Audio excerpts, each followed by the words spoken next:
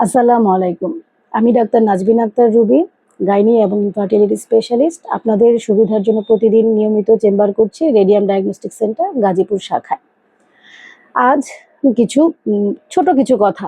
আমি এর আগেও আমার ভিডিওতে অ্যান্টিনেটাল চেকআপ মানে গর্ভবতী অবস্থায় কি কি পরীক্ষা নিরীক্ষা করবেন এর বিষয়ে বিস্তারিত বলা আছে। আজ কিছু জিনিস আমি জাস্ট হাইলাইট করব, যে জিনিসগুলো বারবার পেশেন্টরা আমার কাছে মানে উপস্থাপন করতেছে এবং আমি একটু বিপদে পড়তেছি।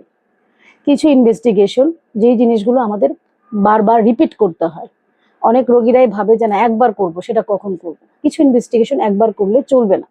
এই বিষয়গুলি নিয়ে আজকে একটু কথা বলবো। প্রথম আলট্রাসোনোগ্রাফি।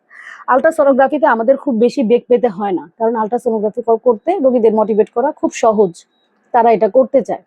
তারপরেও একটা সুস্থ স্বাভাবিক মা কয়বার আলট্রাসোনোগ্রাম করবে? তার পুরো প্রেগনেন্সি পিরিয়ডে নর্মাল আলট্রাসোনোগ্রাফি করবে 4 বার। একটা হচ্ছে অ্যাজ আর্লি অ্যাজ পসিবল, মানে যখন সে জানবে যে সে প্রেগনেন্ট।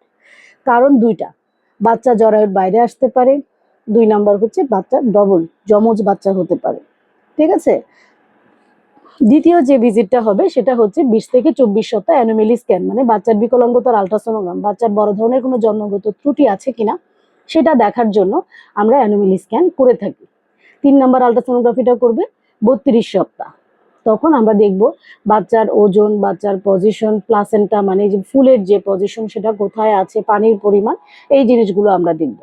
এবং 36 সপ্তাহের পরে লাস্ট আলট্রাসোনোগ্রাফিটা করতে হবে, কারণ এরপরে বাচ্চার পজিশন ফিক্সড হয়ে যায়, সেই পজিশনেই বাচ্চা ডেলিভারি হবে।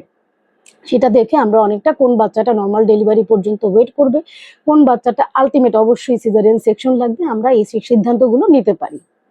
এছাড়া যদি কোনো রোগীর ডিমান্ড করে, যেমন বাচ্চার নড়াচড়া পাচ্ছে না 24 ঘন্টার বেশি, আমাকে আলট্রাসোনোগ্রাফি করতে হবে, হঠাৎ করে পানি ভেঙে গেছে পরিমাণে অনেক বেশি, সেখানে আমাকে আলট্রাসোনোগ্রাফি করতে হবে, এমন কোনো সিচুয়েশন যদি তৈরি হয়, তাহলে আমাকে এর বাইরে আলট্রাসোনোগ্রাফি করতে হবে।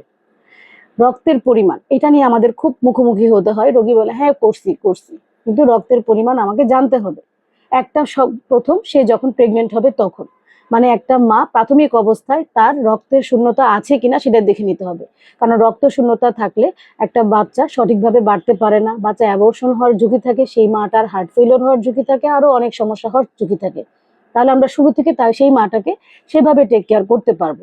এখন এই রক্তের পরিমাণটা আবার ঠিক মতো বাড়তেছে কিনা সেটা দেখার জন্য কিন্তু সেই রোগীটাকে ফলো আপে থাকতে হবে। নর্মাল একটা মার হিমোগ্লোবিন আমরা প্রথম দেখব, তারপর আমরা 22 সপ্তাহের সময় দেখব, 32 সপ্তাহে দেখব এবং 36-এর পরে